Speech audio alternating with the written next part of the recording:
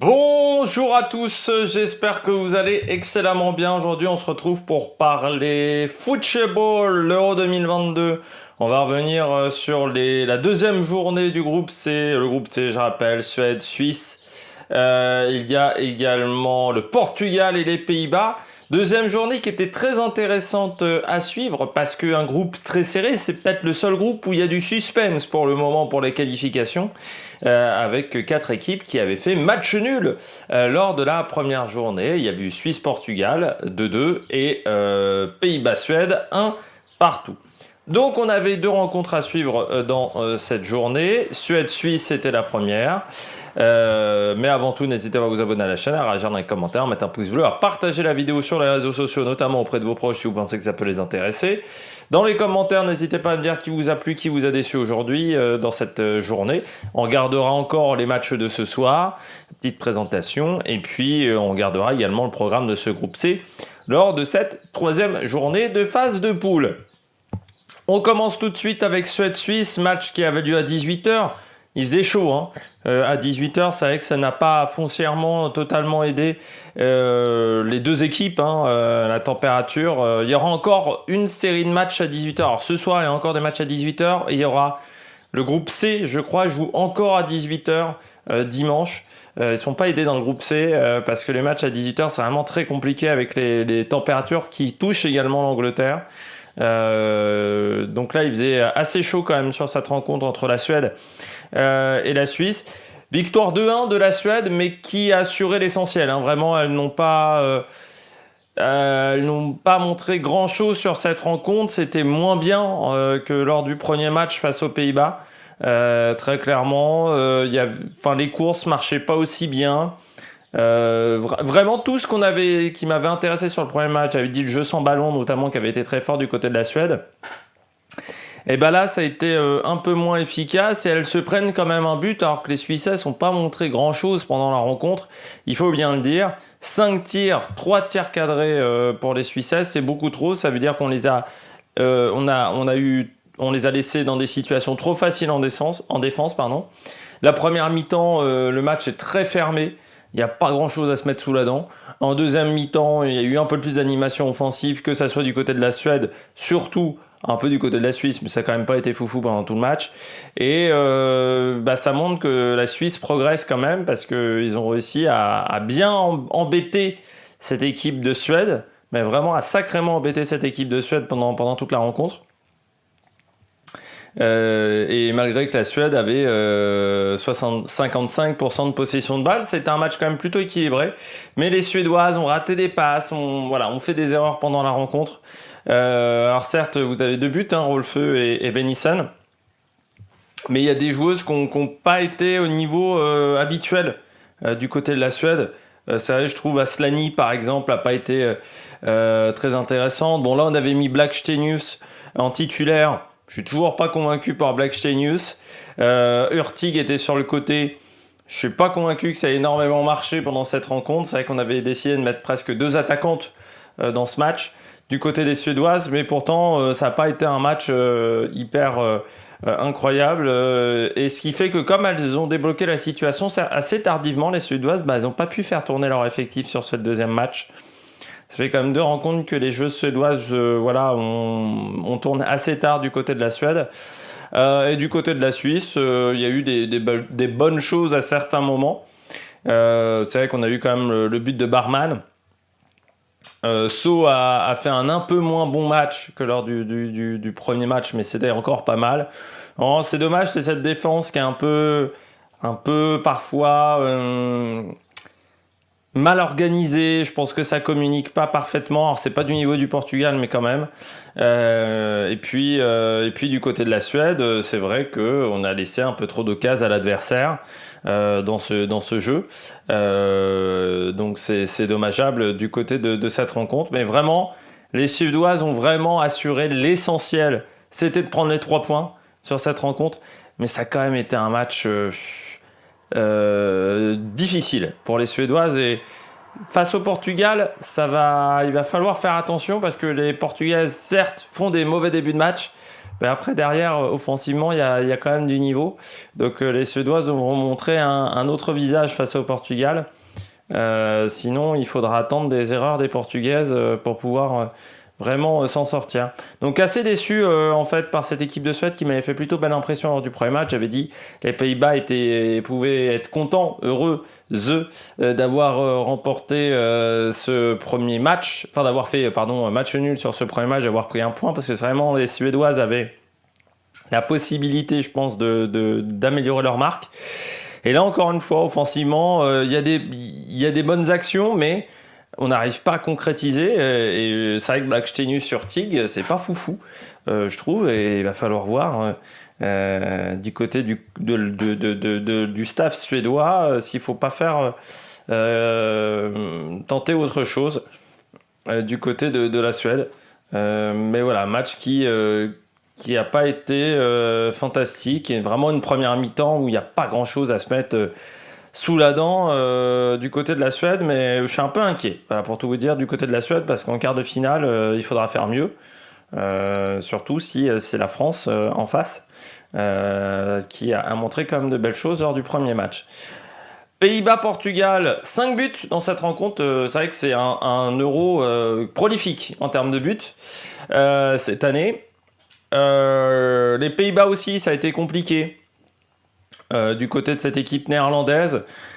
Bien menacée par les Portugaises. Pourtant, elles font le début de match idéal. Elles mènent 2-0. Encore une fois, les Portugaises ratent leur début de match. Une défense très mal organisée, surtout. J'ai trouvé que la défense portugaise sur les premières occasions, à plusieurs moments, on sent que ça ne communique pas dans cette équipe du Portugal. Et ce qui fait que des fois, on se retrouve à avoir 8 joueuses dans un même secteur, dans un même quart de terrain. Et de l'autre côté, c'est grand ouvert. Alors ça coulisse vite par contre, mais si l'organisation était meilleure, ça marcherait beaucoup mieux du côté du Portugal. Et puis après, les Portugaises offensivement, par contre, il y a des bonnes choses, notamment Carol Costa, Diane Silva. Ça, c'est des bonnes choses. Beaucoup de fautes également du côté dans cette rencontre. Il y a quand même eu 7 cartons jaunes, ce qui est beaucoup dans une rencontre de ce type. 3 du côté des Portugaises, 4 du côté des Néerlandaises. Ça fait beaucoup et beaucoup trop du côté des Néerlandaises. Un manque de précision dans les gestes défensifs. Et puis après, oui, elles se sont mises en difficulté. Mais c'est vrai que je rappelle que les Néerlandaises n'ont plus qu'une gardienne en réserve. Elles ont perdu une défenseur. Enfin voilà, c'est un début de tournoi qui est compliqué pour les Néerlandaises.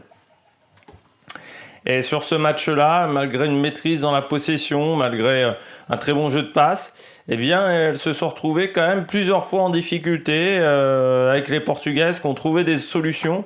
Malgré le fait que du côté du Portugal, je trouve que Jessica Silva oublie un petit peu trop ses partenaires, ce qui est bien dommageable. Elle sait faire des choses techniques, ça c'est clair et net, mais déjà dans le match, t'es pas obligé de faire des roulettes, de vouloir tenter des roulettes à chaque action.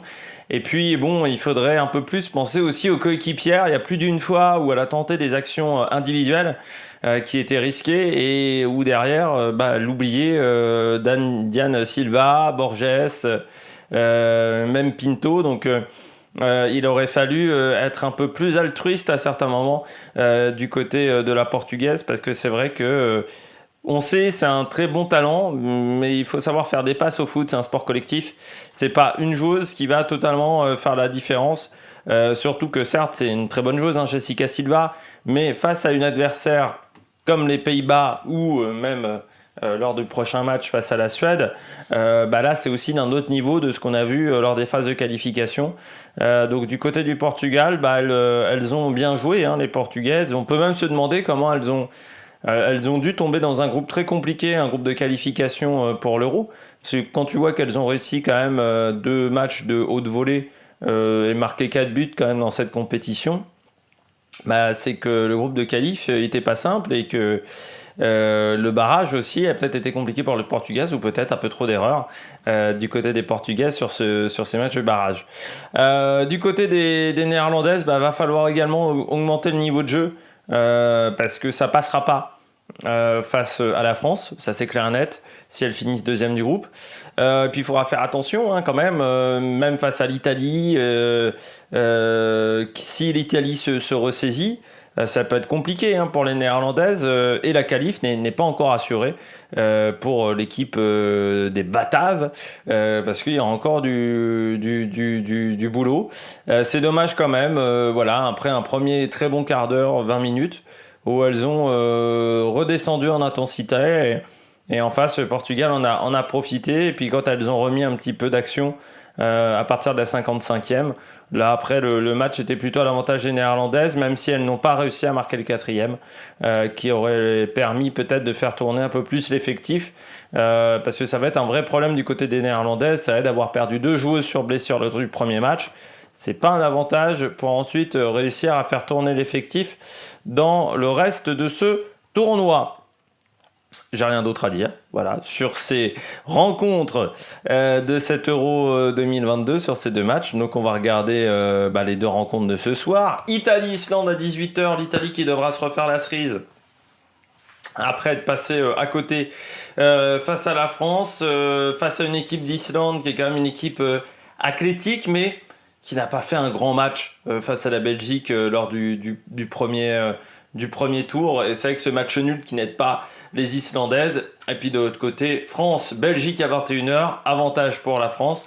Mais ça sera intéressant de voir si les Françaises arrivent à faire une autre performance de haut niveau d'affilée, parce que c'est ce qu'il faudra réaliser aujourd'hui face aux Belges. Donc se rassurer face aux Belges, qui est une équipe techniquement quand même faiblarde. La Belgique, c'est pas du niveau de l'équipe de France, c'est en dessous.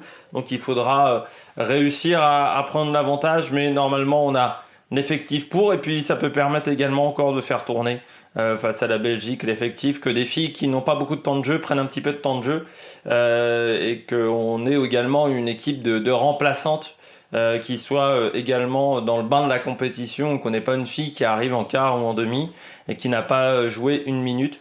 Donc c'est important également cette rencontre-là. Et puis du côté de l'Italie, oui, il faudra faire mieux que face à la France, assez clair et net, où elles ont souffert.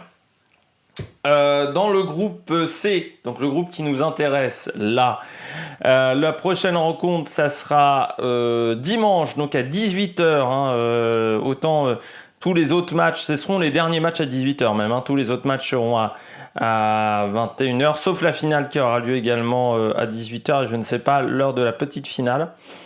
Mais pour cette 3e journée, on aura donc Suisse, Pays-Bas et Suède, Portugal. Et je rappelle que c'est le seul groupe également où tout le monde peut encore se qualifier. Pays-Bas et Suède ont 4 points avec un average goal de 1.